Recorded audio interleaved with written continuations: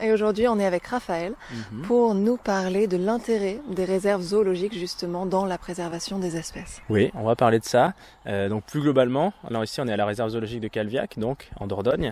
Plus globalement, on va parler du rôle des parcs zoologiques parce que c'est vrai qu'il y a plusieurs types d'appellations. Il y a des zoos, ça c'est le terme qu'on connaît tous, qui a un peu une mauvaise image. Il y a les parcs zoologiques, il y a les parcs animaliers, il y a les réserves zoologiques. Donc pour commencer, juste petite intro, on peut remettre tout ça à plat, c'est qu'en fait c'est vraiment le directeur du parc qui choisit selon le mot qui lui plaît le plus, en gros selon la philosophie qu'il peut y avoir derrière, le nom de son parc. Voilà. Ça veut pas dire grand chose en fait. Disons que ça reflète l'envie de la direction. Ici on est dans une réserve zoologique, il y avait vraiment l'envie d'avoir ce mot réserve pour dire qu'on allait protéger des espèces, que ça allait être voilà, un lieu de préservation de la biodiversité. Mais il y a des endroits qui s'appellent zoos parce qu'ils sont ouverts depuis 50 ou 60 ans et que c'est le nom historique. Donc ça peut refléter un état d'esprit, mais c'est pas forcément soit un gage de qualité, soit un gage à l'inverse d'un endroit à fuir. Ok, faut pas trop s'y fier quoi. On regarde un petit peu parce que ça a l'empreinte de peut-être l'envie des créateurs de ce truc-là, mais on sait pas trop quand même. Non, bah ouais, faut se renseigner parce qu'il n'y a pas, voilà, c'est ça qui est important à dire, il n'y a pas de législation sur les noms en France. Sans dire du mal de personne, il y a des endroits en France qui s'appellent zoo de quelque chose, alors que c'est plutôt des fermes en fait, où il y a quelques lapins, 2-3 ratons laveurs et lamas pour faire exotique. Mais ils ont tout à fait le droit de s'appeler zoo. Un zoo, c'est pas forcément un lieu où il y a des éléphants, des tigres et tout. Donc voilà, ça fait pas une distinction propre. Ok. Et donc l'intérêt de tout ça ? Quels peuvent être les rôles des parcs zoologiques dans la protection des espèces ? Donc c'est un rôle auxiliaire pour sauver la biodiversité. On va dire tous les zoos qui s'impliquent dans la protection reconnaissent, ce qui est tout à fait évident, c'est que le plus gros du travail pour protéger les espèces, il doit être fait sur le terrain, donc dans leur milieu naturel. C'est-à-dire si on veut sauver les lémuriens, il faut les sauver à Madagascar. Le rhinocéros blanc, il faut le sauver en Afrique. Si on veut sauver l'ours polaire, il faut le sauver sur la banquise. Bref, l'important c'est de protéger le terrain. Non, c'est important parce qu'il y a des gens qui sont anti-zoos, anti-parcs zoologiques, qui disent non mais les zoos ça sert à rien parce qu'il faut protéger les animaux sur le terrain. Mais en fait, oui, il faut les protéger sur le terrain. Et c'est ce que font les zoos. Parce que, ok, on les protège sur le terrain, mais qui fait ça ? Alors on peut dire c'est les États qui vont le faire. Tous les États n'ont pas les moyens. Je cite l'exemple de Madagascar parce que moi je connais, j'y ai vécu. L'État n'a pas forcément les moyens de protéger sa nature ou n'a pas les décisions politiques. On voit bien ce qui se passe au Brésil avec l'Amazonie, c'est très inquiétant. Donc les zoos, ils ont un rôle qui est multiple. On va dire premièrement, le rôle historique des zoos, c'est d'accueillir des visiteurs, donc de faire découvrir les espèces, de faire connaître les espèces et donc de créer une proximité émotionnelle. On protège ce qu'on connaît. Et ça, on l'a tous expérimenté autour de nous. On est toujours plus sensible quand il arrive quelque chose à quelqu'un qu'on connaît qu'à des inconnus. On le voit quand il y a notamment des histoires d'attentats ou autres. On est plus sensible quand ça frappe la France qu'un autre pays parce que on se sent plus proche. Et ça, il y a des études scientifiques très sérieuses qui prouvent que les animaux qui sont plus présents dans les zoos sont plus connus des humains et sont plus protégés. Ok, ça a une influence sur le terrain en fait. Ouais, je reprends toujours le même exemple. On va garder ce fil rouge de Madagascar. Peut-être tout le monde a vu le dessin animé Madagascar. En tout cas, on est beaucoup à l'avoir vu. Je connais très peu de gens qui sont allés vraiment à Madagascar. C'est une destination lointaine. Par contre, tout le monde connaît les lémuriens. Et où on voit les lémuriens, souvent c'est qu'on les a vus dans les zoos parce que les lémuriens, c'est des animaux qui se maintiennent dans les parcs zoologiques, qui ne sont pas trop difficiles à maintenir, qui vivent en groupes familiaux. Donc c'est toujours très mignon, très attractif. Donc si on protège les lémuriens, si on aide à protéger les lémuriens, c'est aussi parce qu'on les connaît dans les zoos. En fait, ça joue à double sens parce que les zoos ont aussi envie d'attirer du public et donc de montrer les animaux qu'on connaît. C'est pour ça qu'il y a des lions, des tigres plus facilement dans les zoos que des mantes religieuses, des escargots ou des araignées. Mais voilà, il y a plein d'animaux qu'on connaît grâce aux zoos. Deuxième rôle, on va parler de tout simplement le rôle, l'aspect financier. Bon, je mets pas mes ordres dans l'ordre là, enfin dans l'ordre d'importance. Mais disons que les zoos, notamment chez nous, en Europe, en Occident, en Amérique du Nord, partout, c'est des endroits très très populaires. Donc il y a en France, il y a plus de 20 millions de personnes qui visitent un zoo chaque année. À l'échelle mondiale, c'est à peu près 10% de la population. Donc en gros, tous les 10 ans, on peut dire que toute la Terre est allée visiter un zoo. Bon, il y a des gens qui sont contre les zoos, il y a des gens qui vont plusieurs fois, mais voilà, statistiquement. Donc c'est aussi des endroits qui ont de l'argent, qui gagnent de l'argent, qui ont des moyens et qui peuvent soutenir financièrement les actions sur le terrain. On reprend l'exemple des pays en difficulté. Il y a des ONG comme chez nous, il y a des associations de protection, il y a des centres de soins comme chez nous, il y a des centres de soins qui vont récupérer les hérissons, les renards, les animaux blessés.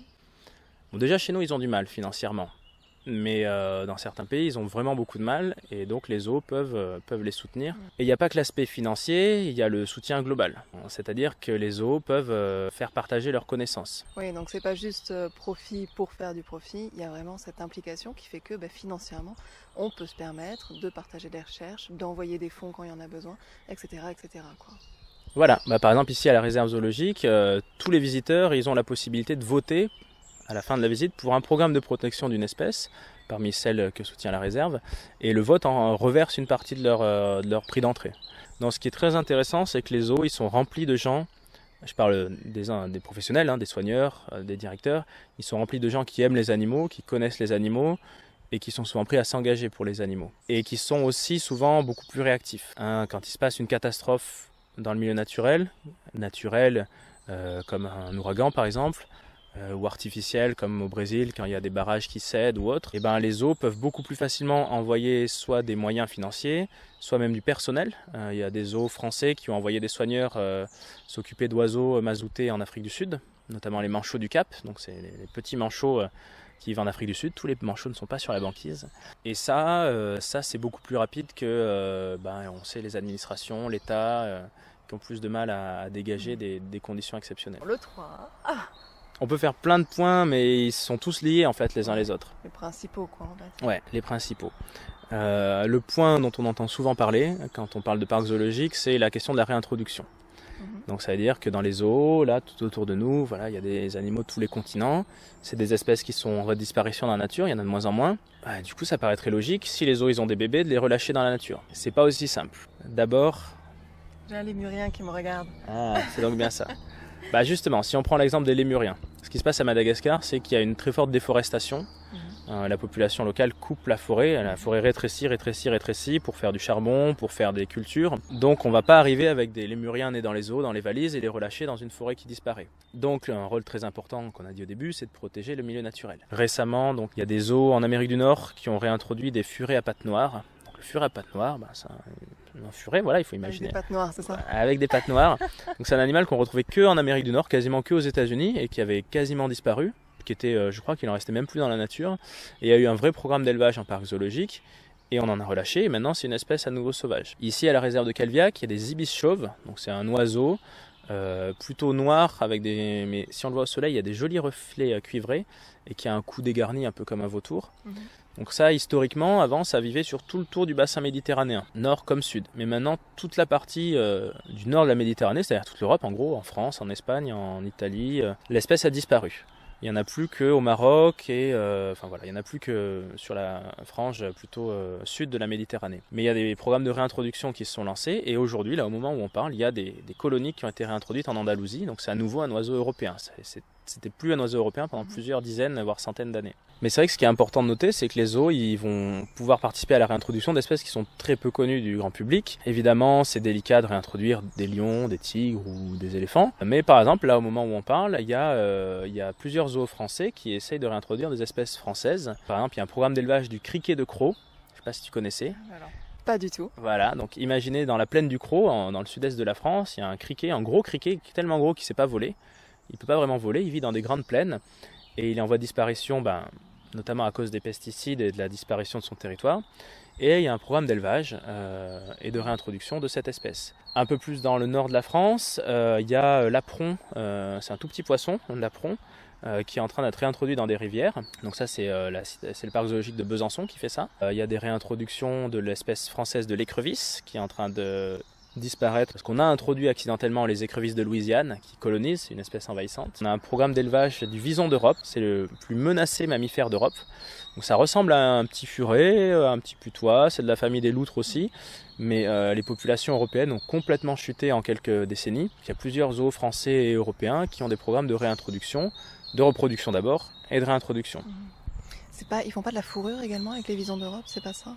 Alors non, justement, c'est encore une question d'espèces envahissantes. En fait, on fait de la fourrure aujourd'hui avec du vison d'Amérique. Donc le vison d'Europe, il fait à peu près cette taille-là. Le vison d'Amérique, il est quasiment 2-3 fois plus gros. Du coup, c'est plus intéressant pour les éleveurs. Sauf qu'on a créé des très grandes fermes d'élevage. Il y en a qui s'en sont échappés. Donc c'est l'invasion d'Amérique. Ok, donc les visons d'Amérique ont colonisé en fait les visons d'Europe, quoi, si je comprends. Voilà, D'accord. c'est ça. Ça, c'est un problème assez important au niveau de protection des espèces. On appelle ça les invasions biologiques d'ailleurs. Ça ferait des bons films.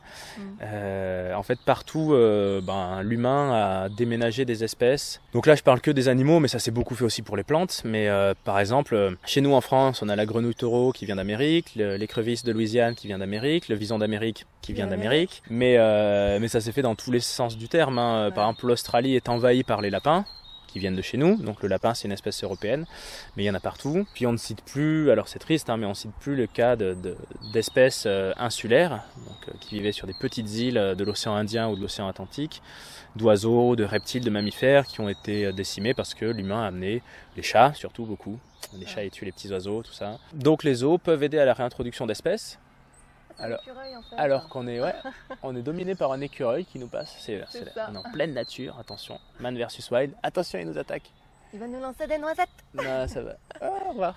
La réintroduction, c'est quand même une question importante parce que pendant longtemps, on a dit non, mais on ne saura pas réintroduire toutes les espèces. Et en fait, petit à petit, on se rend compte qu'on essaye et qu'on y arrive. Il y a des gorilles qui ont été réintroduits à partir de captivité. On pensait que c'était impossible de réintroduire un grand singe. Maintenant, on réintroduit des grands félins, des panthères de l'amour en Sibérie, en Russie, qui viennent de parcs zoologiques. Si on essaye, on va réussir à réintroduire des espèces qui viennent de parcs zoologiques. Mais pour faire ça, il faut avoir protégé le territoire. Donc en fait, la construction de l'esprit qu'il faut se faire, à mon avis, c'est pas se dire que les zoos ça sert à rien parce que de toute façon, réintroduire ça sert à rien si on protège pas l'habitat. Il faut presque voir la réintroduction, parce que c'est cool une réintroduction, ça fait plaisir de libérer des animaux, en quelque sorte une récompense. Protégeons l'habitat naturel, faisons en sorte qu'il n'y ait plus de déforestation, qu'il n'y ait plus de disparition, supprimons un peu les problèmes. Si en supprimant ces problèmes-là, la population d'animaux remonte naturellement, tant mieux. C'est l'exemple typique, c'est le cas du loup. Le loup qui est en France en train de repeupler notre territoire, il n'a pas du tout été réintroduit, il est revenu des autres pays. Si la population est beaucoup trop faible, et là pour chez nous c'est le cas de l'ours, on peut faire des réintroductions. Pour l'ours, chez nous on a réintroduit des animaux sauvages mais d'autres pays, on a fait ce qu'on appelle une translocation, on les a déplacés, mais on peut réintroduire des animaux de zoo, ouais. C'est toujours une bonne nouvelle, c'est jamais gagné, parce que ça peut mal se passer. En ce moment, il y a des problèmes en Argentine, en Amérique du Sud, parce qu'ils ont réintroduit des condors des Andes et certaines personnes les chassent, les tuent. Oui, mais bon, en même temps, si on n'y met pas d'une autre... Oui, voilà, non, mais c'est compliqué. Alors qu'on est toujours très observé par les lémuriens ici. Ah, mais là, ils sont à fond, là. Voilà, ils ont des yeux on a ici, la forêt a des yeux, c'est pas la colline a des yeux, mais la forêt a des yeux partout. Mais je ne sais plus si c'est de Sylvain Tesson ou de Vincent Mounier, le photographe, puisque les deux, donc l'un est écrivain naturaliste, l'autre est photographe, et j'ai vu les deux ont fait un film et un livre sur leur recherche de la panthère des neiges en Mongolie, et la phrase que j'ai beaucoup aimée, c'était ça, c'était « La nature, c'est ce qui vous regarde quand vous croyez être tout seul ». C'est pas mal, j'aime bien. Et voilà, pour conclure, je dirais que les parcs zoologiques et la protection des animaux dans la nature, c'est vraiment deux facettes d'un même combat plus global, qui est la protection des espèces. Donc évidemment, il faut protéger les espèces dans leur milieu naturel. Mais comment on fait ça ? En aidant des populations locales, en formant des rangers, des guides touristiques, en supprimant les problèmes de déforestation ou de braconnage ou autres. Et à tous ces niveaux-là, les zoos peuvent aider. Les zoos peuvent donner de l'argent, les zoos peuvent envoyer du personnel qualifié, les zoos peuvent former du personnel sur place, les zoos peuvent être une vitrine. Chez nous, en Europe, en France, les tout premiers à avoir parlé du problème de l'huile de palme et de la déforestation que ça a engendré, c'était des parcs zoologiques. Moi, la première fois que j'ai entendu ça, c'était dans des zoos, je ne savais pas du tout. La première fois que j'ai entendu parler du problème du coltan, donc le coltan, c'est un minerai qu'on retrouve dans nos téléphones portables pour faire les circuits imprimés et qui est extrait dans des mines sous les forêts africaines. Donc du coup, il faut couper toutes les forêts pour faire d'immenses mines. Donc c'est un problème. Et c'est les zoos qui peuvent en parler, donc ça sensibilise du public. Ça c'est très important. Il y a trois aspects, c'est le public dans le zoo, les visiteurs, qui sont informés de plein de choses grâce aux zoos. Il y a le personnel des zoos qui est passionné en général et qui peut... Moi je connais plein de gens qui travaillent dans des zoos, qui ont travaillé dans des réserves naturelles en Amérique du Sud, en Asie, ailleurs, qui reviennent travailler dans des zoos, qui repartent sur le terrain, qui vivent leur vie de ça. Visiteurs, personnel, et la troisième facette d'un zoo, d'un parc zoologique, c'est ceux qui sont autour de nous, c'est les animaux. Donc les animaux en tant qu'individus participent à des programmes de reproduction qui peuvent donner des réintroductions, et donc là c'est un petit peu la fin de la boucle. Eh bien, merci. Eh bah de rien, Marine, ça fait plaisir. Ah ouais, depuis le temps, hein. Voilà, On avait fait une déjà vidéo, hein. l'année dernière. Ouais, on se promenait.